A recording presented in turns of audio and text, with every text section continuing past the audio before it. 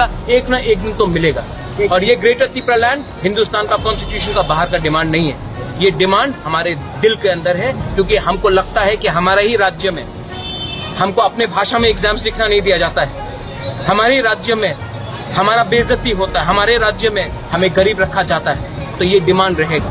और जो जनजाति मोर्चा का लीडर है उनको बोलिए कि हम ये जो फाइट डिमांड, ये जो हमारा डिमांड है वो सिर्फ एक पार्टी का डिमांड नहीं है, पूरा कम्युनिटी का डिमांड है।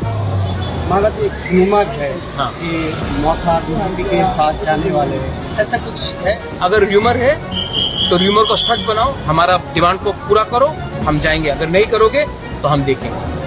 कुछ लीडर बीजेपी में ज्वाइन किया। अरे जाने दो ना, पैसे के लिए किया। मैंने कल बात किया, जो गए थे मैंने कल बात किया, बोला बुबागरा मैं आपको बहुत प्यार करता हूँ लेकिन मेरा मजबूरी है, तो जाओ, मजबूरी से जाओ।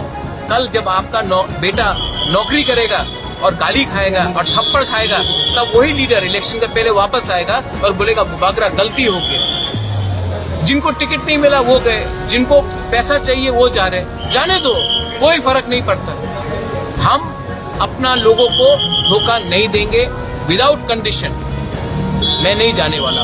और मैंने उस दिन सुना मंच में शुक्ला बैठा है, मंच में आईपीएफटी का लीडर बैठा है और बीजेपी का स्टेट प्रेसिडेंट बोल रहा त्रिपुरालैंड नहीं मिलेगा।